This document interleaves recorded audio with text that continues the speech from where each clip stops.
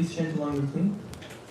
Om Jnanatimirandasya Jnananjanashalakaya Chakshurunmilitam Yena Tasmai Shri Gurave Namaha. Namo Vishnupaya Krishna Prishtaya Bhutale Srimate Bhakti Vedanta Swami Iti Namine. Namaste Saraswati Deve Gauravani Pracharine Nirvishesha Shunyavadi Paschatya Deshakarine. Jai Shri Krishna Chaitanya Prabhu Nityananda Shri Advaita Gadadara Srivasadi Gaura Bhaktivinoda. Hare Krishna Krishna Krishna Hare Hare Hare Rama Rama Rama Hare Hare. So thank you everybody again for kindly coming here today, and thank you again to the temple management for giving me this opportunity. As all of you know, I'm not very qualified to sit up upon the Vyasasana and speak to any of you. You're all more experienced than me in age or Krishna consciousness or your knowledge. But I ask that you can please forgive any mistakes I make today in my speech or my presentation. And please feel free to correct me and ask me questions at the end. And with that, we'll get started. And before I begin, I would also like to thank my spiritual master, His Grace Vaisheshika Prabhu, who was actually a talk of his that I listened to recently, and that gave me inspiration for the class that I'm going to speak upon today. And as you could have told from the title slide, today we're going to talk about the secrets of satisfaction. So some of the topics we're going to discuss are as follows. We're going to talk about what is satisfaction and why should we care about it, what types of satisfaction are there, and what is considered true satisfaction. And once we know all that knowledge, how do we go about getting it? How do we actually get true satisfaction in our lives? And then we can also look to personalities in our culture and our Vedic wisdom that can instruct us on this topic. And then finally, we'll conclude with some practical tips that we can take away and apply in our lives. So the first thing we should know is, what is the definition of the word satisfaction, right?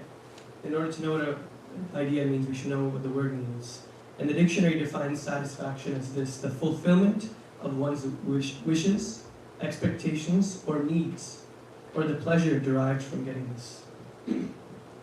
Now, as Gaudiya Vaishnavas, as devotees, we know that the important word we want to focus on in this definition is the word needs, right? Because when we take care of our needs, whether physical, mental, or spiritual, then we feel content, and that's where satisfaction comes from. So that's the word we should be focusing upon. And now you have the the dictionary definition, and now we can think about how this applies to us in practical ways, right?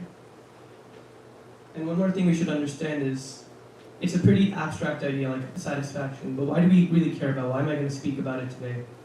The reason is that most of us are actually dissatisfied in this world, right? We're all looking for something more.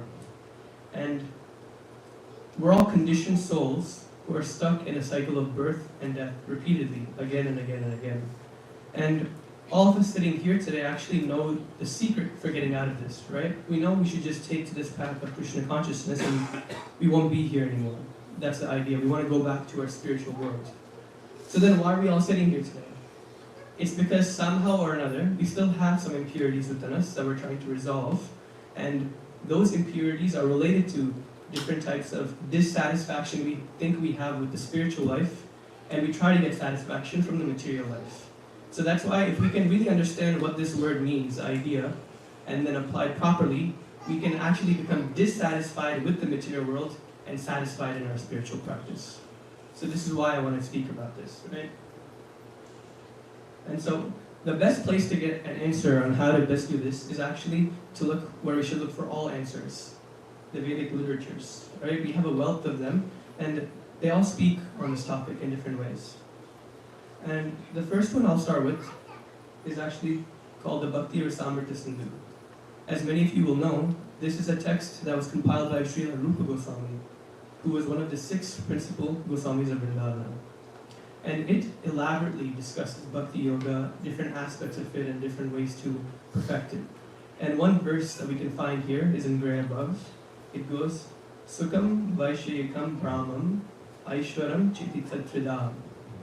And it says there are three types of happiness we can get. You can get one from material happiness, second from realization of Brahman, and third from the Lord, right?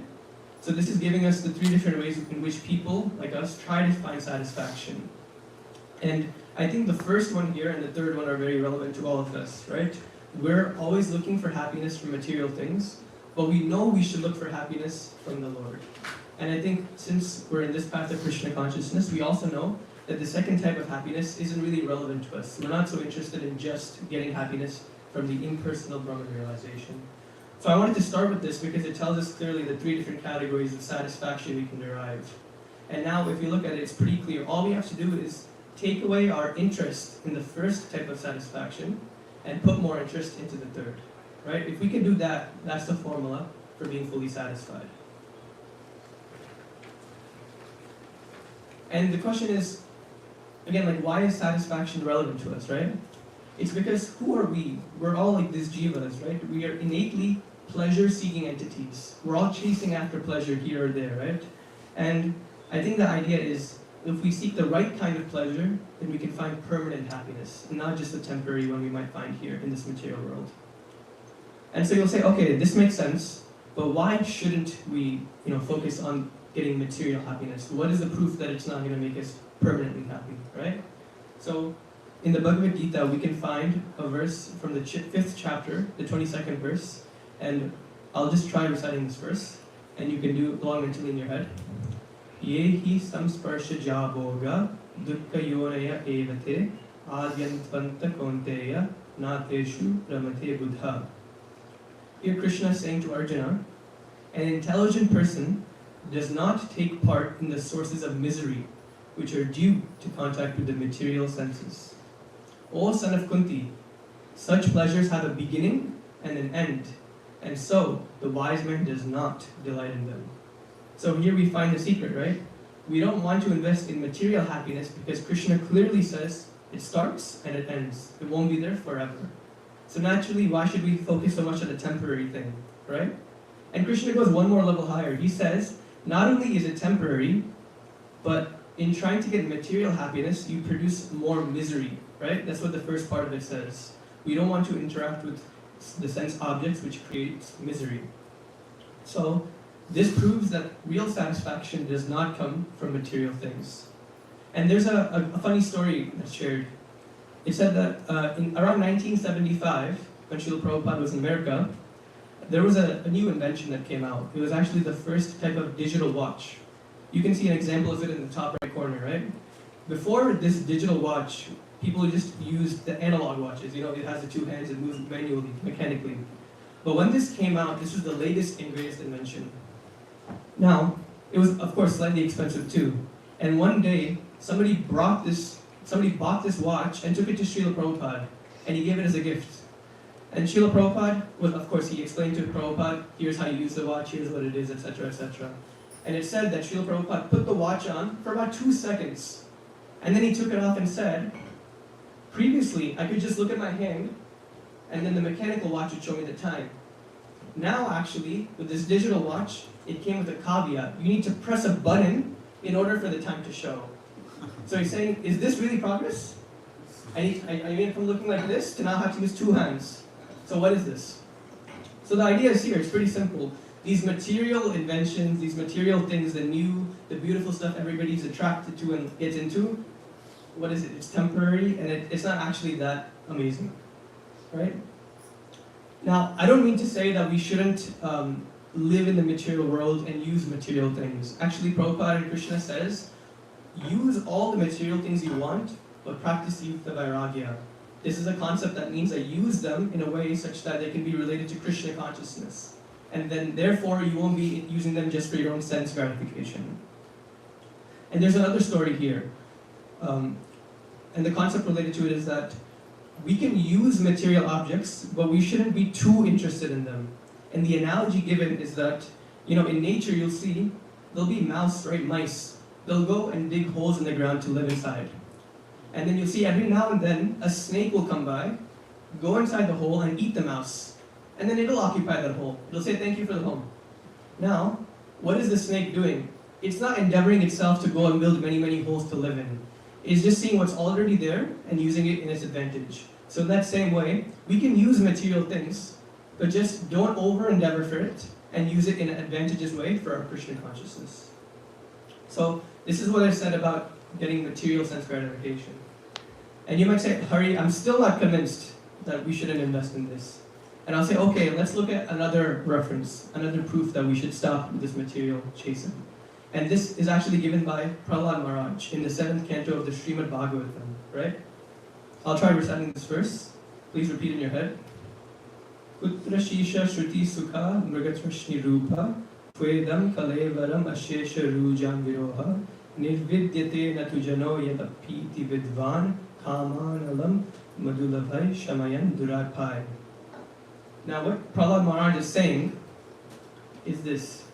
In this material world, every living entity desires some future happiness, which is exactly like what? Like a mirage in the desert.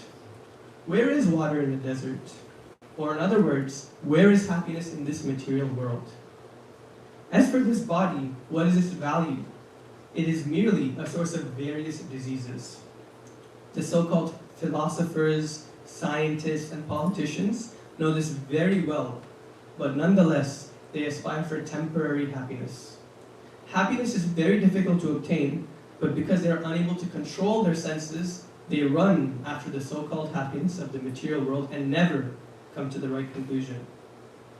So, I think this verse is actually pretty powerful, so I'm actually going to read the base, and I'll try to zoom in here, so we can read the purport for it. It's only 2 or 3 paragraphs, but I think it's really powerful.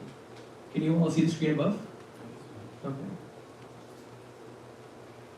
So yes, this is a translation. Purport by Srila Prabhupada.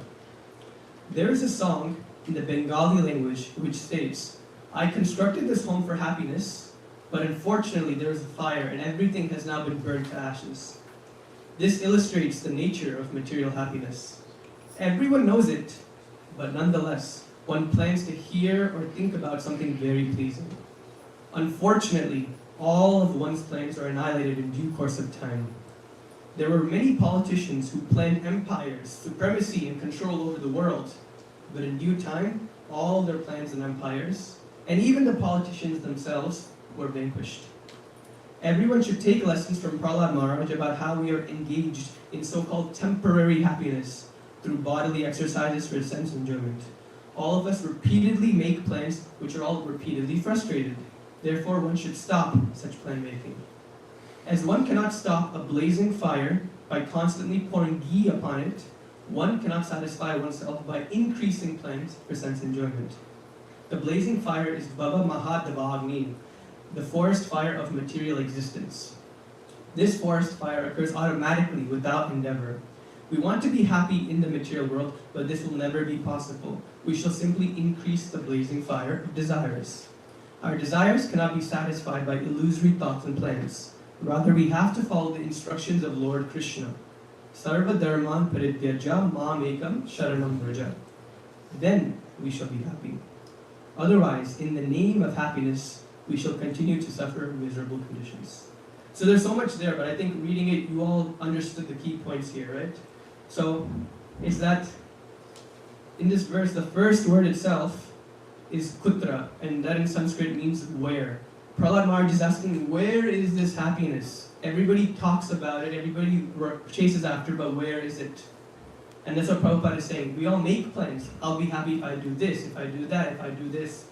But even after doing all those things, are we really happy? The answer is no. And a good way to think about it is that the material world is like a scam. It'll tell you, buy this, buy that, buy this, you'll be happy. Trust me. Just one more thing. But when you do it, you won't actually be happy. And so there's some logical proof for this idea, right? We can see in our own history, like for example, Indian history. There were so many kings that existed and ruled different parts of India. And what did? They had so much opulence, land, wealth, all those different things. And then they weren't even satisfied with that. They kept on fighting each other, killing each other for what? I want this land, I want that land, I want this, I want that, right? And then all there was bloodshed, right? And one more thing was even Prabhupada mentioned in his report, these politicians and these rulers keep on coming and taking, or trying to take, but eventually they just go. So there's another reference in the 12th canto. Mother Earth, Bhumi, actually has a thing called the Bhumi Gita. She recites some verses in which she says, it's so silly. All these people come and they think this is mine, this is my earth, this is my thing to enjoy. And they'll do so much to get it. Killing, backstabbing, anything. But then they're just like little insects. They just come, do something, die, and go away. So why are they being so foolish? That's her message from her big picture point of view, right? So that's the real understanding, is that we spend so much time behind these things, but if these great kings could accumulate so much, more than any of us could individually accumulate today, and if they still weren't happy, why should we keep on chasing after and hoping for that same result, right? And one more example is from the Bhagavatam itself. You've read and heard about these great asuras, these demons, like Hiranyakashipu, right, or Ravan. All of these personalities, they were also jivas who were very interested in material sense gratification and went over the top and ended up having to even get killed by the Lord. So these are all examples of what not to do. It's pretty clear, right? And I'll give you one more pop culture reference. Like in today's world, there's so much music out there, right? If you listen to this music, I tell you at least half, if not more, is about somebody lamenting that they didn't get something, right? It's a guy saying, oh, I didn't get the girl. Or a girl saying, I didn't get the guy. Or I didn't get this richness, or this dream, or this wealth, or this opulence. Why? It's because everybody's trying for it and nobody can actually get it.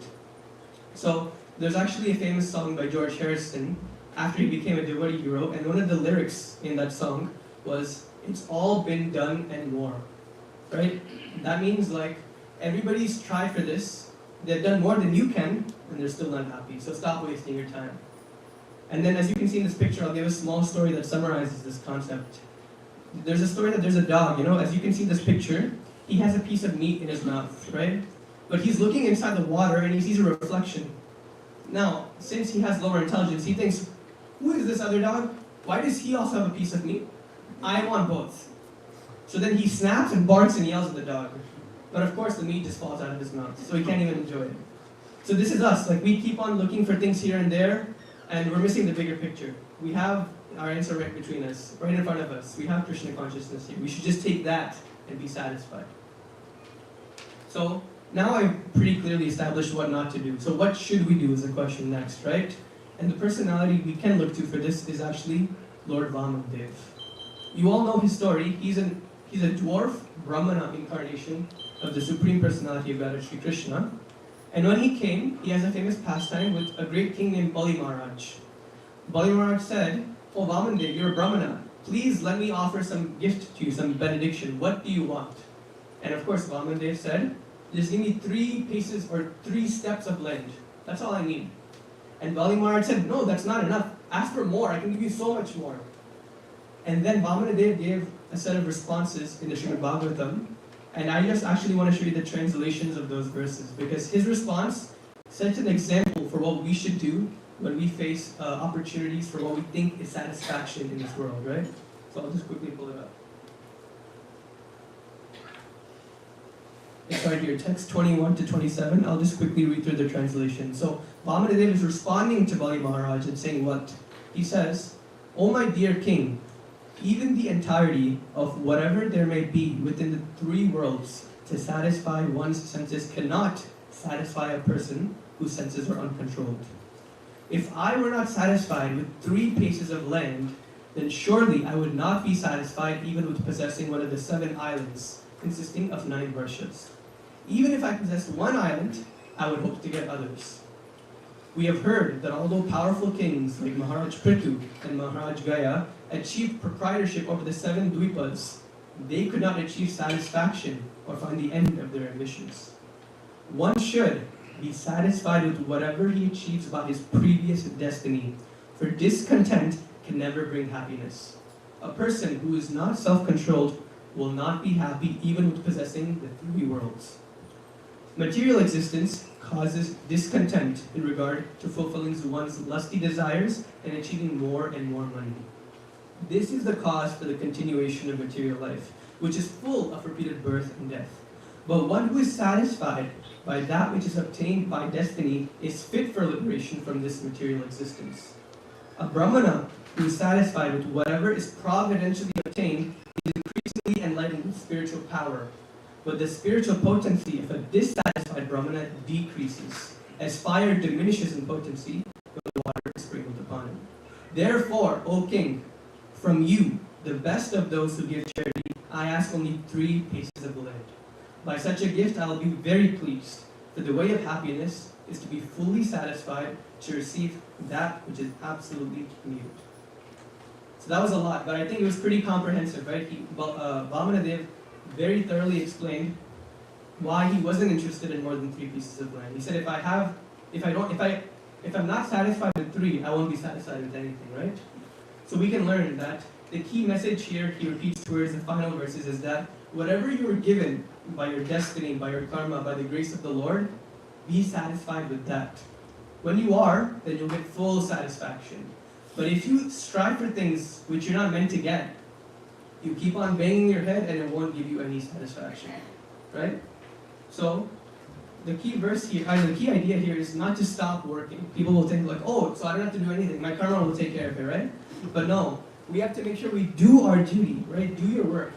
But the key phrase you can think of is be methodical but dispassionate. So be methodical in how you do your work. Do your duty well with intelligence, with skill. But be dispassionate in what you expect as a result, right? If you're too attached to the result, we've heard 1,000,000 times that it just causes more dissatisfaction or misery. So this is the key message here. And one related idea is actually given by Narad Muni in the Srimad Bhagavatam. He says, as far as happiness derived from sense enjoyment is concerned, it can be obtained automatically in course of time, just as in course of time we obtain miseries even though we do not desire them.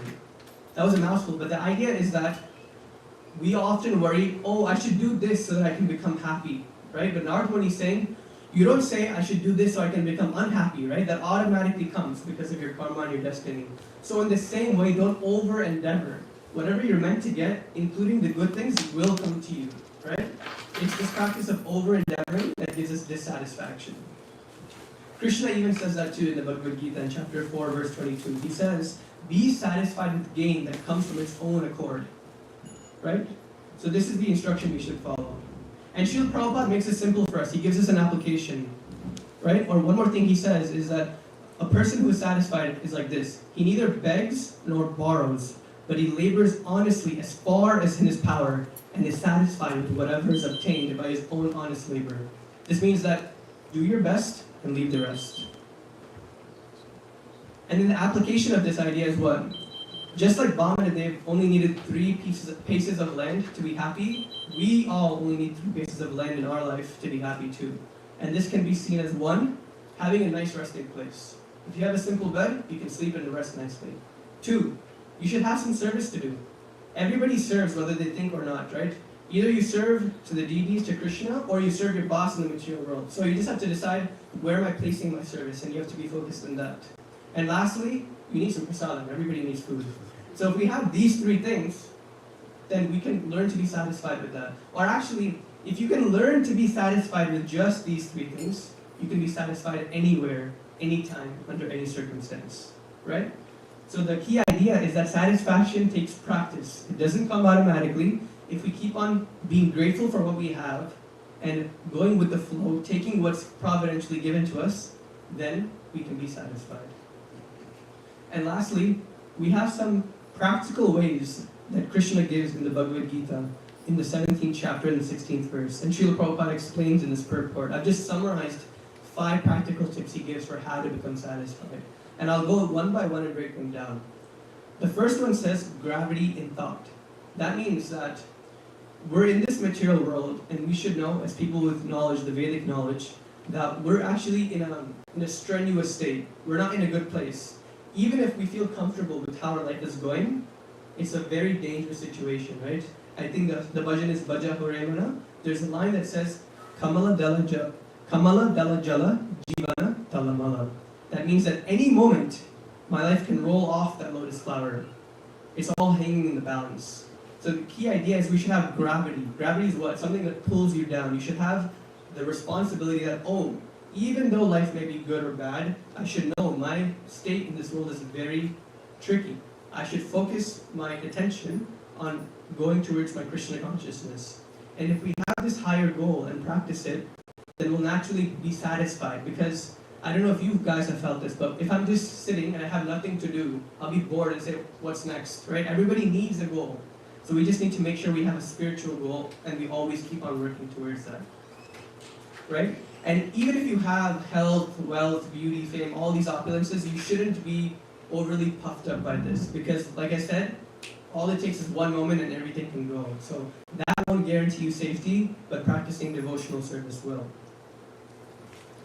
Now the second one here is avoiding sense gratification. And this is probably the hardest one. Everybody loves sense gratification, including me, right? And the key idea here is don't be too extreme. People, when they hear this idea, they'll think, okay, I'll just stop gratifying all my senses altogether. For example, I'm going to go on a diet and I'm not going to eat anything. I'll just starve myself. It's not worth it, right? Like, body's temporary anyway. But this is wrong too, because maybe you've gone through this, but when I take a diet and I starve myself and I eat limited things or whatever, right? Or when I've seen other people do this, after the diet is done, you may get some temporary benefit. But then the next time you eat, your tongue will say, oh, hurry, now you owe me 10 times more than before. Right? You have to make up for all that diet. So naturally, when you do like artificial austerity to control your senses, it'll punch you back and take it even worse. So you have to be careful with that, right? So what is the solution instead, right? There's a verse in the Bhagavad Gita in chapter 2, verse 59. It goes, Vishaya vinivartante nirahara sudehina rasavarjam rasopyasya param drishtva nivartate. Though the embodied soul may be restricted from sense enjoyment, the taste for sense objects remains. But seizing such engagements by experiencing a higher taste, he is fixed in consciousness. So the answer here is that don't stop gratifying your senses. Instead, take it to a next level and spiritually gratify them, right? Like I said before, practice yukta vairagya, which is using everything in the service of Krishna. And you've all heard the examples. Use your eyes to see the deities, use your mouth to taste prasadam, use your nose to smell the flowers offered to the deities, etc., and etc. And so another way to put this is that dovetail everything you do with Krishna, and naturally your senses will get more attracted to that. Because honestly, there's a lot more sense gratification you can get in the spiritual world than in the material world, right? There's so much beauty we can even find in the temple, the beautiful deities, garlands, flowers, decorations, everything. So why even go back into the material world when we have all this available, right? And one more tip that's given is that you should be regulated when you use your senses, right? So a tip that my spiritual master gives is write down every day what you do. Because when you write things down, you'll remember what you're doing and keep track of it. For example, nobody likes to sit down and do their chanting, right? It's a bother for everybody. But every day, if you observe how many rounds you do, whether you've already taken a vow or not, and then just write it down on a piece of paper, over time you can observe how you're doing. And that'll give you impetus, oh, I can do better than this, or here is where I should improve, right? There's a saying, what gets measured gets improved. So when you keep track of things like this, you can focus your mind on it, and your senses won't play around with you, because it's very tricky to do that, right?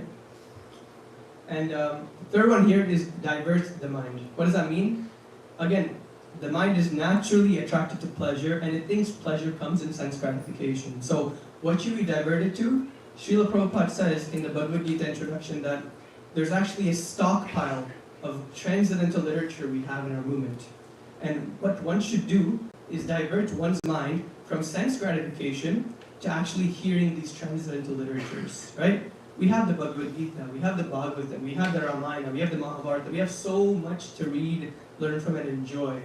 And even I've noticed the more you go deeper into that and hear from those who know it well, the more sweeter it is. So again, if we just invest our energy into going into spiritual enjoyment, we'll naturally stop caring about the material so-called enjoyment, right? And another way to do this, to divert the mind, is to make sure you're careful in what you speak about. Because in today's world, it's actually a sense gratification to speak profusely, right? For example, everybody loves, including me, to talk about politics, economics, sports, or the current state of affairs in the world, right? But the problem is, all those things are polar, in that there's two ends that are opposite. And we feel like, oh, let me speak about these opposite things. And if I speak about it, I'll feel some satisfaction with them. It's like scratching an itch. If I just scratch that itch, it'll be better, right? But the more and more we do that, the more we get stuck in mundane reality. Whereas we should talk about Krishna Katha and transcendental topics, and then you'll actually be satisfied. When you talk about Bhagavatam with somebody, in the beginning it might seem painful, but then as you go, you'll be like, wow, I'm so glad I did this. So that's the best idea here. And as you keep diverting your mind from material vibrations to transcendental vibrations, you'll feel that satisfaction come to you. So that's the third tip. And now the fourth one here is avoiding duplicity, right? What is duplicity? Duplicity starts with do, like two things. You say one thing, you do another, or you act one way and you act another. So this is actually a form of lying, right? We don't want to do this because naturally, when you lie to somebody, you'll go back later home and you'll think, why did I lie to them? I could have just told them the truth. Things would be much simpler, wouldn't it? So duplicity not only means like explicitly lying, it means that if you're shading the whole truth or embellishing something, right? For example, if I did 3 things, I'll say, no, I did 5 things. You should give me praise. Or if I did one thing bad, I'll say, no, I didn't do anything bad. So we humans have a tendency to embellish or undermine things for our own benefit. But if we do that, we just get more and more entangled, right? So the way to get untangled and be clean is to be straightforward in our dealings and avoid duplicity. And then finally, you all know this one, do welfare for others. It's a pretty universal idea that when you help somebody, you feel good, right? So when you apply these 5 things that Prabhupada talks about here in this verse, gravity in thought, avoiding sense gratification, diverting the mind, avoiding duplicity, and thinking of welfare for others, you will be satisfied. This is the answer for the question, right? This is the secret of satisfaction. And to conclude, I'll take this one step further by showing you a verse from the Srimad Bhagavatam, which nicely puts the end-all be-all, the solution for getting full satisfaction. It goes, Yapada pankaja palasa vilasa bhaktya karma shayam gratitam udgratayanti shanta tadvana riktamatayo yatayo pirudha shrota ganastam arunam bhajan vasudevam. The devotees who are always engaged in the service of the toes of the lotus feet of the Lord can very easily overcome hard-knotted desires for fruitive activities. Because this is very difficult, the non-devotees, the jnanis and yogis, although trying to stop the waves of sense gratification, cannot do so. Therefore, you are advised to engage in the devotional service of Krishna, the son of Vasudeva. So here it's saying, instead of following all the worldly people who are truly not even happy, follow the advanced transcendentalists, the sadhus, the sages, and be fixed only in satisfying the senses of the Supreme Personality of Godhead. And if you do this with full fixation of your mind, you will get transcendental satisfaction, and you won't be interested anymore in the short-term, temporary, miserable things of the material world, and you'll instead be fully satisfied in the spiritual process, which will take you back to Godhead. Thank you for listening.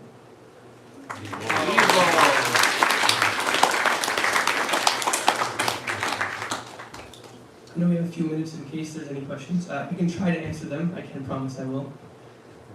Or any discussion to anything you liked, anything. Go ahead. Thank you so much, Prabhu, for your wonderful class.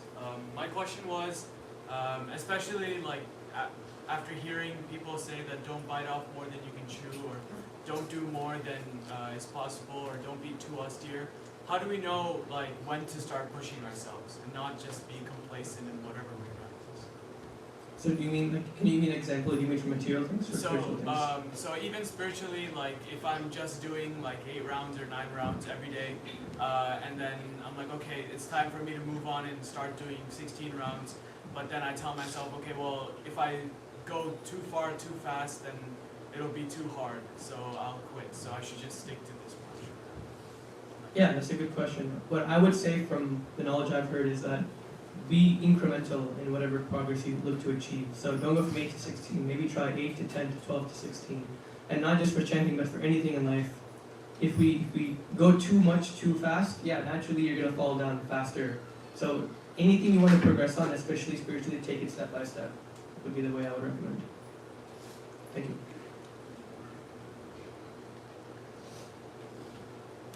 Yes, Prabhu. Yes, just a comment in that same point. I think it's a very important point. It's very hard for us to determine whether I'm being complacent or I'm being realistic. You see, complacent is negative, realistic is positive. Realistic means that, if I go beyond this, I'll break. Complacent means that if I stay here, I'll not progress. But it seems to be the same thing.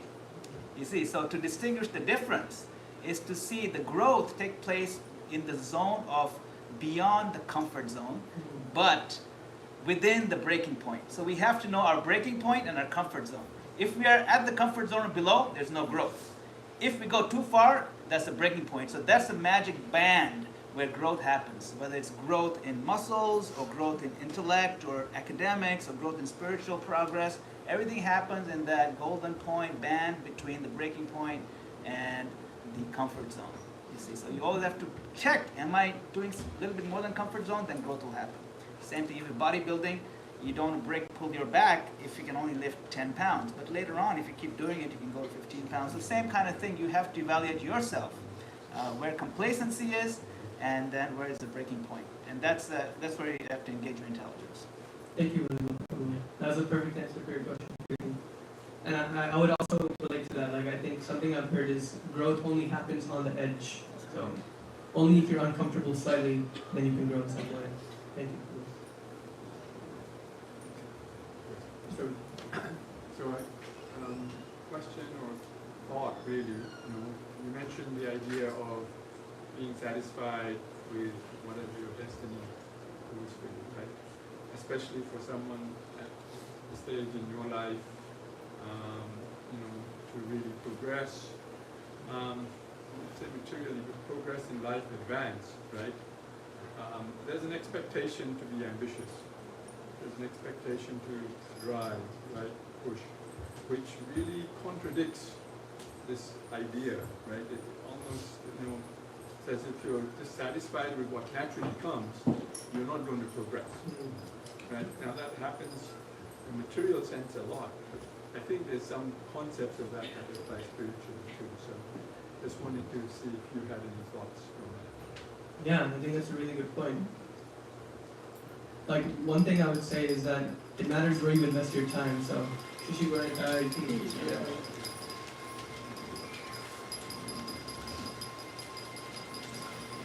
So like one type of trick I like to use is I have to keep doing my duty. For example, in college I have to do my homework. But in the extra time I have, people who are only focused in the material world will seek to also get further extra advancement in the material world, which is sometimes necessary. But people will just do that their whole life. Like, I'm going to have 2 hours every day, I'm just going to do that to get better and better and better and better. But what I would say in my philosophy is actually, after you do your duty, if you have that extra time, actually invest that in Krishna consciousness instead. Because that way you can keep up in your duty, for example, your job or your studies, but also make sure you keep on feeding the seed of your bhakti.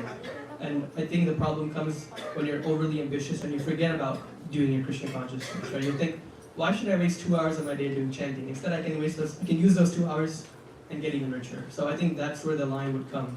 But I think that's a struggle I also have, so thank you for bringing it up, Prabhu. Yes, Hari, very, very nice class. I loved all the practical applications. So I had a special request. So half of the Govinda's class wanted to attend, but they are very busy with the gala preparations. They couldn't come out. So if there was one thing that you would tell them, one thought, one special tip you would tell them, what would it be? Yeah, I think that's a really good question. I think my answer would be what I started with, in that there is happiness in this material world, and especially at the age of Sunday school children. Everybody around them will say, do this or do that to become happy. Only if you do that, you'll be happy. The material world, I mean, right? But as we saw ourselves, our Vedic texts tell us, no, do your duty, but actually find your real happiness in your spiritual life, in your service to Krishna. Because although you might get some short-term pleasure in the material world, it won't be everlasting. So that's what I would recommend for them. Yes, Mataji? So Hari, it is very Hari Murali Prabhu. It's so inspiring to hear you. I've heard another class of yours before, and you mentioned college, and Mataji mentioned school, kids. I'm a mother and a college professor, and so many kids and students in this youth group who went through the pandemic, went through depression, frustration, anger, so many negative expressions, right? And you instead use this time in college to grow yourself to such an amazing level, so inspiring. So I would love to hear what are the conditions material conditions that helped you grow so much in these last couple of years? Well, thank you, Mataji, for your kind words and your question. I think something that I observed in my life was that during the pandemic, although we were stuck at home, it was an advantage because obviously we had extra time. So what I like to do, and I think what our temple also facilitated, was just hear more Krishna Katha or hear more transcendental topics and also read from those literatures. So hearing, obviously, Shravanam is very important, and I think that's an easy way to uplift your knowledge. And the other thing I would also highly recommend, as my spiritual master would, is reading. And he has a saying, be a sage page by page. So every day just read even one page. But if you do that, over time, the effect of compounding will come into play, and you'll become that much more intelligent, knowledgeable, and adept at your Krishna consciousness. So I think the hearing and reading both together was really important for me. And the last part was, just due to Krishna's mercy, association was also available through Zoom, of course, and meeting different types of devotees from all over the place. And I just try to get more close to those who were obviously very more advanced than me in my Krishna consciousness. And so when I saw them, I thought, let me learn from them, see how they act or what they're interested in, so that I could become more like them. So by doing these three things, I think that was really useful for me.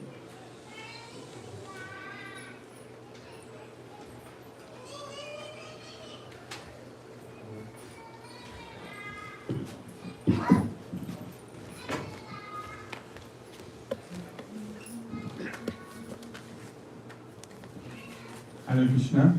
So I'm sure you'll all join me in recognizing it's just so wonderful to hear from one of our youth who's really taken to this process so seriously and demonstrating in a very, very practical way how this process can work so positively and really reform the way someone thinks and applies himself in this material world. So I really want to thank Hari. Now, see, many times when I ask people to give class, they tell me, oh, Prabhuji, I need more time, I need a month or two, call me in a couple of months, and I call them in a couple of months, oh, I need more time. But Hari, I just asked last Sunday, and he just, he rose to this challenge of service, right, to say, hey, this is an opportunity to serve, I have time, let me apply myself, and by that, he himself grows and he benefits us all. So he's a wonderful example for all of us, not just the youth, for all of us to just learn how to apply ourselves in a Krishna conscious way. So let's thank Hari with three loud Hari boys. Hari Bol. Thank you, Hari. So we'll honor we'll use the third point in his list here. Honor Krishna Prasadam outside, so please honor Prasadam. Please don't bring Prasadam into the temple.